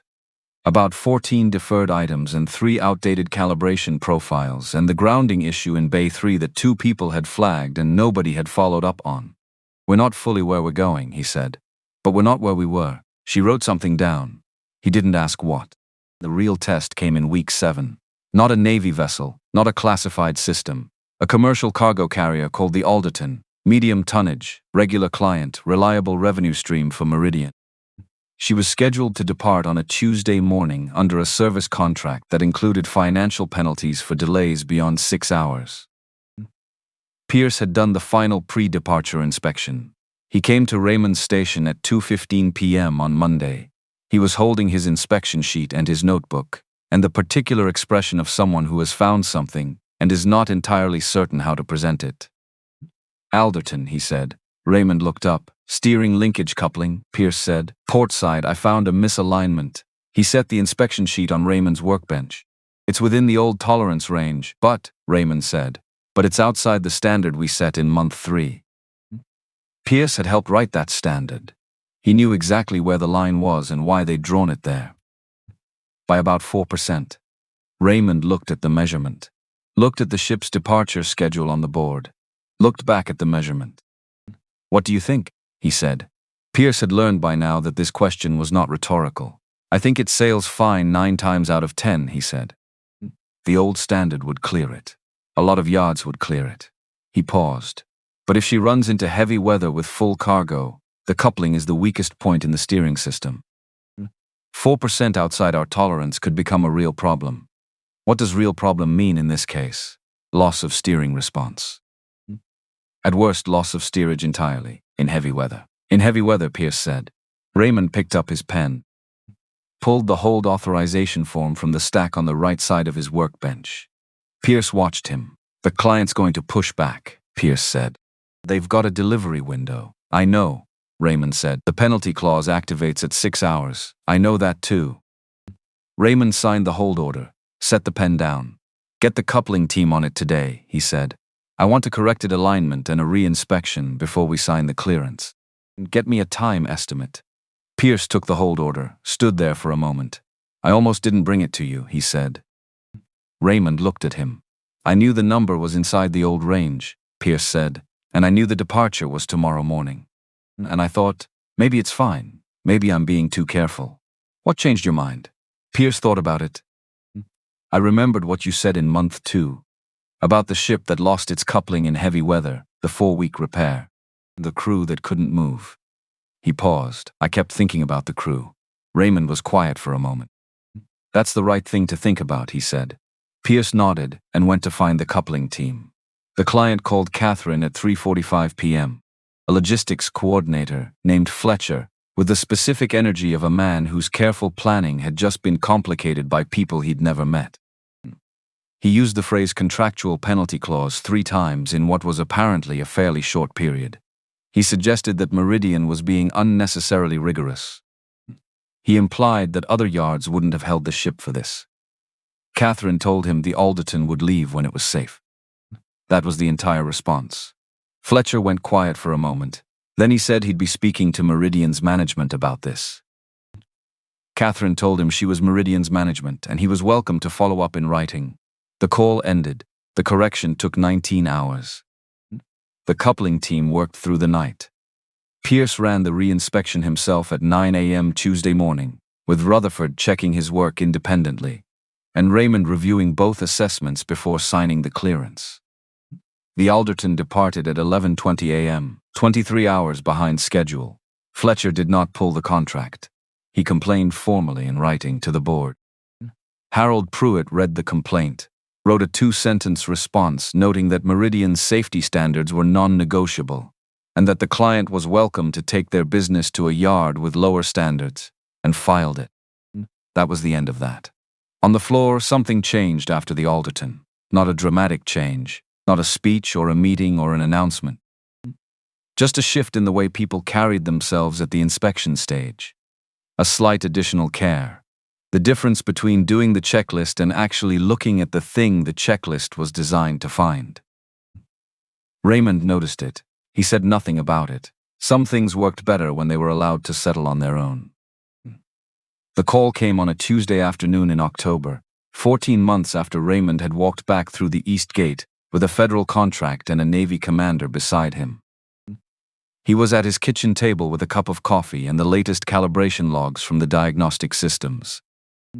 He reviewed these monthly, not because he was required to, but because a pattern across 3 months told you things a single report didn't. Unknown number, local area code, landline.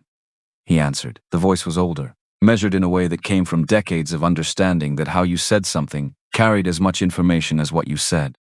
Mr. Cole, my name is Walter Steed. I built Meridian Shipworks. I'm told you've been doing some work there. Raymond set down his pen. He knew the name. You couldn't work at Meridian for 9 years without knowing it. It was on the building, on the company letterhead, on the brass plaque in the main entrance that noted the founding year, and said nothing else because nothing else was needed. Walter Steed had started Meridian with 2 dry docks and a federal maintenance contract in 1981. He'd built it into what it was across 4 decades. He'd stepped back from active involvement 7 years ago, when his health had begun requiring more of his attention than the business could spare. He was 79 years old. From what Raymond had heard through indirect channels, he was currently receiving treatment at a hospital in Chesapeake. I know who you are, Raymond said. Good, Steed said. Then I won't waste your time. A pause, the considered pause of a man spending his words carefully. Brett Ashford is an old friend. He told me what happened in October. The termination. The Harlan. What you asked for when you came back. Another pause, slower this time. I want to tell you something plainly. Raymond waited. I built that company the way you work, Steed said. That was the whole idea from the beginning. That the person closest to the work understood it best, and that everyone else's job was to support that person, not measure them, not manage them. Support them. His voice was steady, but the effort in it was audible.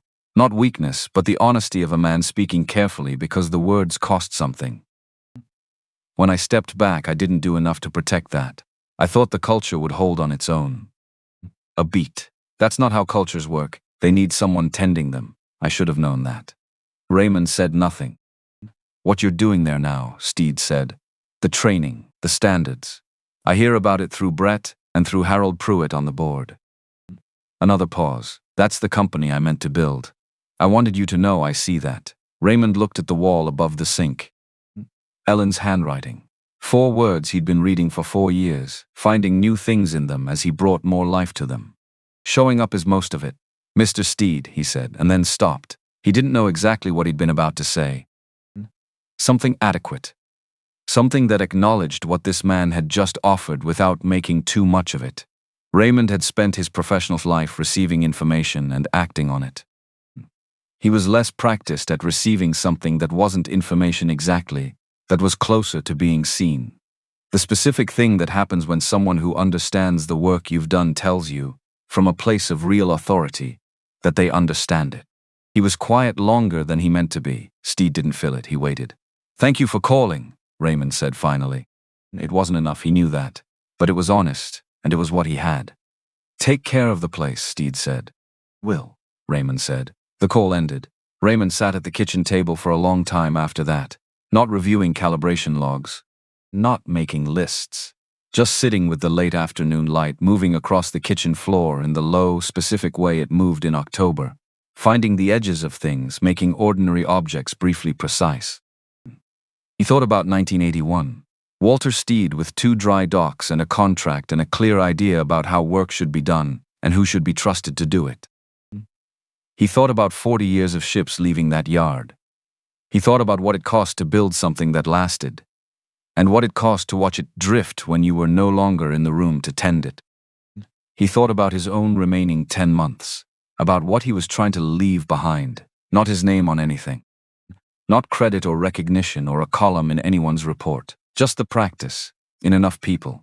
Deeply enough that it would keep working after he was gone. That was the only version of legacy that actually mattered. The rest was vanity. He got up, rinsed his mug, went back to the calibration logs. Garrett's job application arrived in month 21. Raymond was at his station in 4 when his phone showed the notification. An automated alert from Meridian's HR routing system, which forwarded applications to relevant department reviewers based on position type. His independent contractor agreement included technical review access for engineering division applications. He'd rarely used it for anything other than certification verification. He opened the email. Garrett W. Cole, civil engineering degree, 3 years project management in commercial construction, applying for a position in Meridian's structural assessment division. A department Raymond had helped Catherine establish in month 8, focused on hull integrity evaluation across the commercial fleet. Raymond set his phone down, picked it up again, read the application, then set it down again and sat with it for a minute. Garrett had not mentioned this.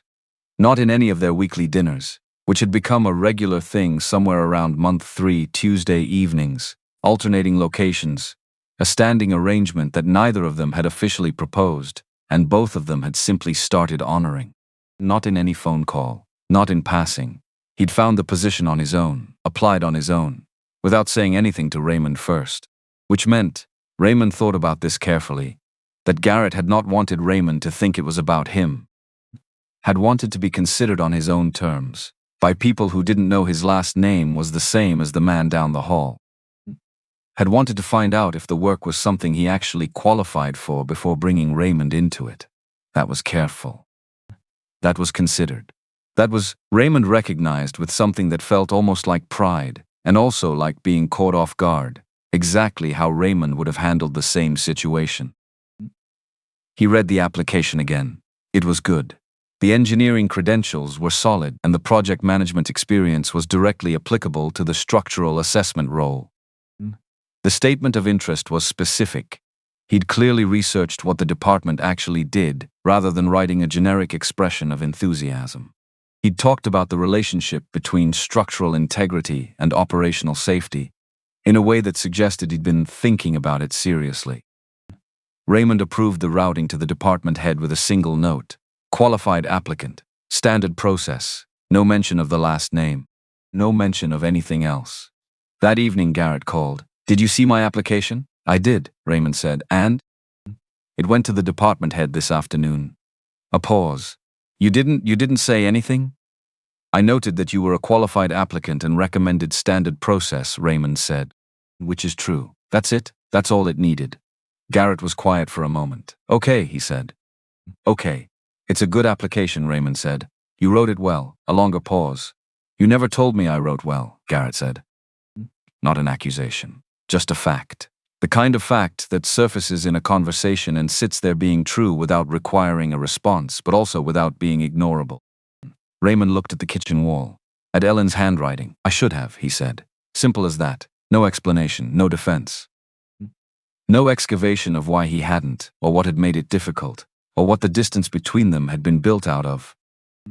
Just, I should have. Because he should have. He knew it. He'd known it in the way you know things that you can't figure out how to say, and then you realize one day that the not saying has become its own kind of statement, and that's worse than whatever awkwardness the saying would have caused. The interview's Thursday, Garrett said, his voice slightly lighter. I know, Raymond said. It's on the calendar. Are you going to make it weird? I'm going to be in Bay 4, Raymond said. You won't see me, I'll see you, Garrett. You'll do the thing where you pretend you're just walking past. I don't do that. You absolutely do that.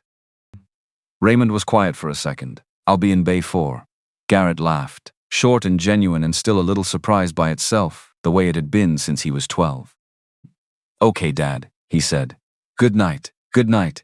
Garrett got the job. Raymond heard it from the department head on a Friday morning, mentioned in passing during a walkthrough of the hull inspection records. Oh, your son starts next month, she said, with the slightly uncertain tone of someone who had processed this information and wasn't entirely sure what Raymond wanted to do with it. Good, Raymond said, and kept walking. That evening, he stood at the kitchen sink after washing his coffee mug and looked out the window at the oak tree in the neighbor's yard.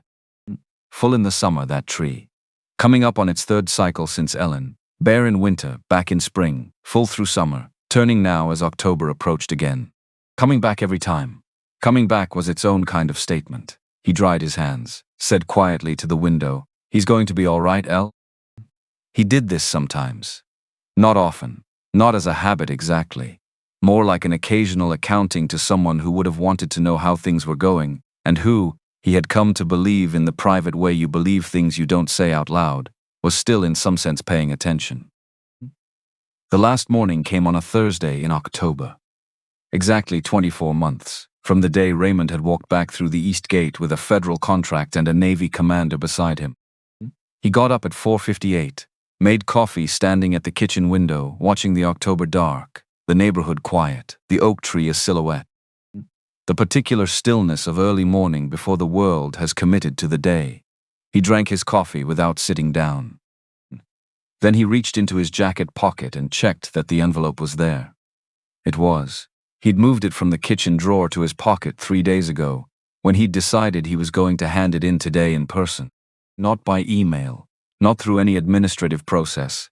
He wanted to hand it to someone directly. He wanted that to be the last act at Meridian, the voluntary one. The one that was his. He picked up his canvas bag, the same one from the day he'd been fired. Washed so many times the canvas had gone soft at the corners. He checked inside, the notebook was not there. He'd already taken care of that, left at 5:02. Route 17, in the dark. The light at the intersection, second cycle, the harbor approaching as the road curved south. The East Gate at 5:17, Phil at the booth, thermos in hand. The same thermos probably, or one identical to it, the knee that had been bad for years and would remain bad.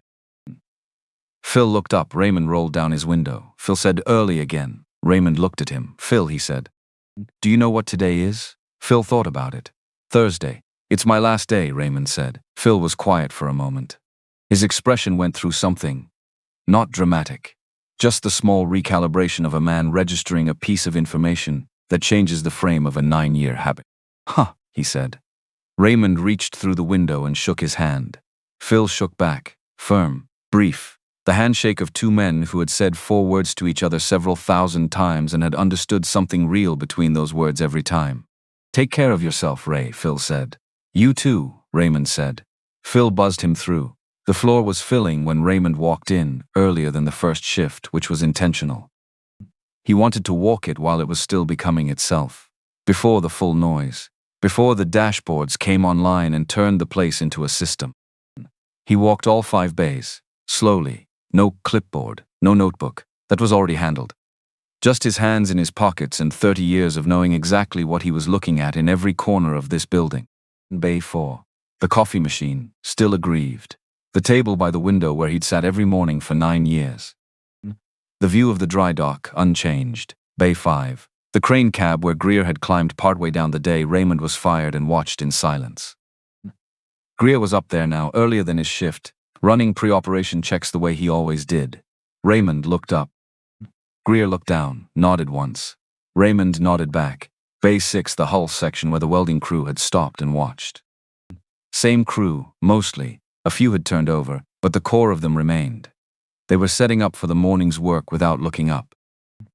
But one of them, a welder named Halloran, who had been at Meridian longer than Raymond, caught his eye as he passed. Halloran raised his chin, small, deliberate. Raymond raised Bay 7, the diagnostic console, the groove in the workbench where his pen had lived for 9 years. The pressure gauge still in its place. He put his hand on the console for a moment. Just his hand flat on the surface. Then took it off. Bay 3, where the grounding issue had been, fixed in month 4, running clean ever since. He didn't stop long. It was fixed. That was the point. He went to the break room. Pierce was already there. Of course he was. Pierce sat across from him at the Bay 4 table. The same table, the same window, the same view they'd been sharing since week 2. He had his notebook in front of him. The drugstore one, battered and rubber-banded, 3/4 full by now. He didn't say anything for a moment. "Today's the day," Pierce said. "Today's the day," Raymond said. Neither of them stated the obvious. They sat with their coffee and the morning coming in through the window and the comfortable silence of two people who had worked alongside each other long enough that the silence didn't require filling. Then Pierce said, "I've been thinking about what I'm going to do differently when you're not here." Raymond waited. "I'm going to ask myself what you'd say," Pierce said. "Every time I'm not sure about something, before I make the call, I'm going to stop and think, what would Raymond say?" He looked at the table. "Is that?" He searched for the word. "Is that okay to do?" Raymond thought about his own chief petty officer from his first deployment. Roy Garrett. Hands like sledgehammers, diagnostic mind like a surgeon, dead now going on 12 years. Raymond still heard him sometimes. Not a haunting. More like a reference. The voice that said, "You're looking at the symptom, not the cause. Go deeper." "That's exactly right," Raymond said. Pierce nodded, slowly. The way you nod when you needed to hear something said out loud even though you already knew it. Then he reached into his bag and set something on the table. A new notebook, identical to Raymond's. The same cheap pharmacy kind, brown cover, wire-bound, still in the plastic wrapper. "I ordered 6 of them," Pierce said. "1 for me, 1 each for Rutherford Halloran, 3 others on the floor." He paused. "I figured if it works for you, it works." Raymond looked at the notebook on the table. Then he reached into his chest pocket and took out his own, the original, the one he'd carried for 9 years at Meridian and for years before that. Battered past what rubber bands could fully address. Full from cover to cover with 30 years of shorthand that only he could fully read. He set it on the table, slid it across to Pierce. Pierce looked at it, then at Raymond. "I can't." "Start at the back," Raymond said. "Read it from there forward. My notes are in the front. Leave the middle for yours. This is it's yours now." Pierce put his hand on it. Didn't pick it up. Just rested his hand there for a moment. The way you rest your hand on something when you understand its weight. "Thank you," he said. "Don't thank me," Raymond said. "Do good work." He stood up, picked up his bag. "Come, get me if anything on the Brennan vessel reads outside range on the port propulsion check," he said. "Rutherford's running it this morning. It'll probably be fine. Check it anyway." "I will," Pierce said. Raymond walked out. He went to the 4th floor. Catherine was at her desk. The screens behind her running their dashboards. Cycle times, completion rates, the new columns that had been added 18 months ago showing rework rates and post-service incident frequencies. All green today, as they had been mostly for a long time. She closed the laptop when he came in. Raymond sat down across from her. He reached to his jacket pocket, took out the envelope, set it on the desk between them. She looked at it, then at him. "Your retirement notice," she said. "Yes." She didn't pick it up immediately. Let it sit there between them for a moment. "How do you feel?" she asked. Not a formality. She'd stopped using formalities somewhere around month 6, when they'd both tacitly agreed that the relationship they were actually having was too honest for them. Raymond thought about it. "Ready," he said. "I think that's different from certain. Most good things are," he said. She picked up the envelope, set it to the side of the desk. She'd process it properly later, through the formal channels, but that wasn't what this meeting was. She said, "I want to tell you something before you go." Raymond waited. "When I came to Meridian," she said, "I had a model. A framework for how organizations should work. Measurement, accountability, efficiency. I'd used it in 3 previous companies and it had worked. Or I thought it had worked. She looked at her hands on the desk. And I came in here and I saw you, and what I saw was a problem. Someone who didn't fit the model, whose numbers didn't reflect what I needed them to reflect. Raymond said nothing. What I've had to sit with for 2 years, she said, is that the model wasn't wrong exactly. Measurement matters. Accountability matters. But I was measuring the wrong things. Or not wrong things, incomplete things. She looked at him. You weren't a problem to be solved, you were a standard to be understood. Raymond held her gaze. I know, he said. I know you know, she said. I needed to say it anyway. He nodded. They sat with that for a moment. The dashboards glowing behind her. The dry dock visible through the glass wall. A ship in Bay 2, mid-repair, crew moving across her deck. You've built something worth keeping, Raymond said. She looked at him. With significant help. From a lot of people, he said. Pierce, Rutherford, Halloran. The crew that stayed and the ones who came in and learned the new standards. He paused. You gave them something to build toward. That's not nothing. She almost said something self-deprecating. He could see her start to form it. Then she stopped. Thank you, she said instead, for coming back. Raymond stood, extended his hand. She shook it. Firm. Direct. The handshake of two people who had not started as allies and had become something harder to name and more durable. Good luck with the federal audit in March, he said. We'll be fine, she said. We have the documentation. You have more than the documentation, he said. You have people who understand why the documentation exists. He walked to the door. At the threshold he stopped, because something occurred to him. The OptiFlow column, he said. Completion rate variance. My name is still at the bottom. She looked at him. I know. You might want to remove it, he said. Given that I'm no longer employed here, a beat. I'll leave it until end of business today, she said, for accuracy. Raymond walked out. In the elevator going down, he almost smiled. Almost. Garrett was in the parking lot. Raymond came out through the main entrance at 3:47 p.m. Low October sun cutting across the asphalt at the angle that made everything throw long shadows. The kind of afternoon light that makes ordinary things look like they're being photographed. Garrett was leaning against the passenger side of Raymond's truck. Work jacket on. Hands in his pockets. He'd been at Meridian for 2 months and he'd developed, already, the habit of parking in the second row, which was where the longer tenure people parked because it was slightly farther from the entrance, and therefore slightly less contested. Raymond had noticed this without commenting on it. Figured I'd ride with you, Garrett said. My truck is right here. I know. You have your own car. I drove here with someone from the structural team, Garrett said. They dropped me. Raymond looked at him. Garrett looked back, not quite maintaining the straight face. You planned this, Raymond said. I don't know what you're talking about. Garrett. Dad, get in the truck. Raymond got in the truck. Garrett drove.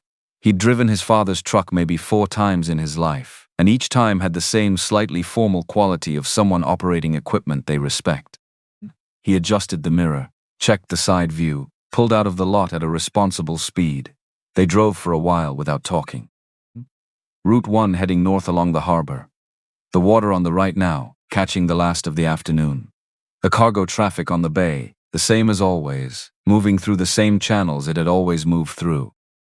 How was it? Garrett asked. It was good, Raymond said. That's all? That's the whole thing, Raymond said. It was good work. It needed doing. It got done. He looked out at the water. That's what good days are. Garrett was quiet for a moment. Pierce called me this morning, he said. Raymond looked at him. He wanted to tell me, he said to tell you. Garrett stopped. Reconsidered. He said the notebook you gave him is the most useful thing he's ever been handed at a job. He said he's going to read it until he understands every page. Raymond looked back at the window. He'll understand most of it, he said. The rest he'll figure out over time. They drove. Garrett took the turn onto the water access road without asking. The gravel lot, the faded state park sign, the picnic table, the view opening up through the pines, the bay wide and gray-green, moving in the October wind. He parked. Raymond looked at him. Mom liked this spot, Garrett said, simply. Not asking permission, not explaining how he knew. Just saying yes, Raymond said. She did. They sat for a moment with the engine off, and the windows cracking, and the wind coming off the water, and the particular October light that was the same light. Ellen had sat in when she got the bird names wrong from the gas station field guide, laughing at herself. telling Raymond he had no appreciation for the attempt. He'd had every appreciation for it. He just never found the right words at the right time. "You going to be okay?" Garrett said. Raymond thought about it honestly, not the reflexive answer, the real one. "Yeah," he said. "I really am." Garrett nodded. "Fishing trip," he said. "Next month," Raymond said. "We haven't fished since I was 12. "No. We're going to be bad at it." "Probably," Raymond said. "Why'd you stop?" Garrett said. "After I got older. You used to take me every summer, and then one year you just—" Raymond looked at the water. "Because it wasn't the fishing," he said. A pause. "Oh," Garrett said, "just that. The sound of something landing. They sat with it, the bay doing what the bay did. The light moving. A pelican working the shallows near the far bank, with the focused indifference of a creature that has exactly one job and does it without editorial comment." Then Garrett said, "Next month, then." "Next month," Raymond said. They drove to Raymond's house. Garrett cooked. He had, apparently, learned things in the years of living alone in Richmond, and the things he'd learned included a chicken dish that was considerably better than Raymond had expected. They ate at the kitchen table. They argued about the documentary again, and then about something else. And then they talked about Beth and the graduate program she was starting in January, and whether Richmond had any decent hardware stores, because Raymond had a porch project he'd been deferring. After dinner, Garrett washed the dishes. Raymond dried. They stood at the sink the way households have stood at sinks. For as long as there have been households, shoulder to shoulder, working, the conversation going quiet, because the quiet was comfortable. Because some of the best things that happen between people happen in the margins of other things. Garrett left at 9. At the door, he put his hand on Raymond's shoulder for a moment. "Same time next week?" he said. "I'm retired," Raymond said. "I have nothing but time." "Tuesday," Garrett said. "I'll cook again." "That was adequate," Raymond said. "Adequate," Garrett said. "Better than adequate." Garrett shook his head, but he was smiling when he went out the door. Raymond stood at the kitchen window and watched the taillights disappear down Mercer Road. Then he poured a small amount of whiskey, the good bottle, the one he kept for occasions, and went out to the back porch. The boards soft in 2 spots. The railing loose on the left side, the project he'd been deferring for 3 years, because there was always something at the yard that needed attention first. Tomorrow. He sat in the old chair, the one he and Ellen had argued about the color of for 18 months before both simultaneously admitting it was exactly right. The night air off the Chesapeake, cold and clean, stars where the clouds had moved through earlier in the evening. He sat with his whiskey and didn't try to make the moment into anything. Didn't narrate it. Just sat in it the way you sit in something when you've done what you came to do. And the doing is finished, and there's nothing left to manage. He thought about 265 people on a ship that had come home. He thought about a notebook in Pierce's hands. He thought about Garrett at the kitchen sink.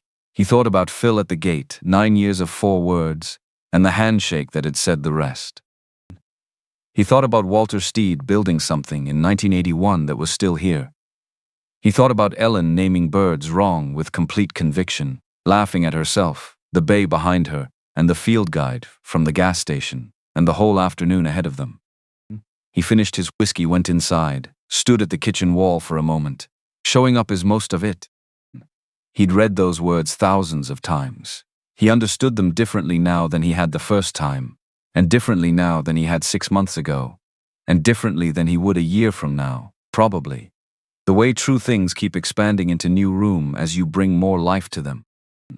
He turned off the kitchen light, went to bed. The alarm was off. There was no 4:58 anymore, no Route 17, no second cycle, no Phil. He fell asleep anyway at his usual time because the body doesn't unlearn a decade in a night.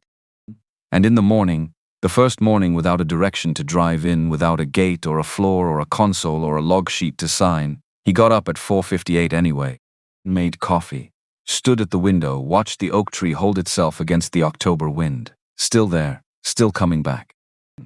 And he thought, tomorrow the porch, and after that, whatever comes after that.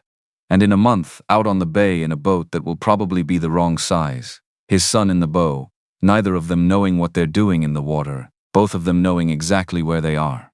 That was enough. That had always been enough. He just hadn't always had the words for it. He had them now.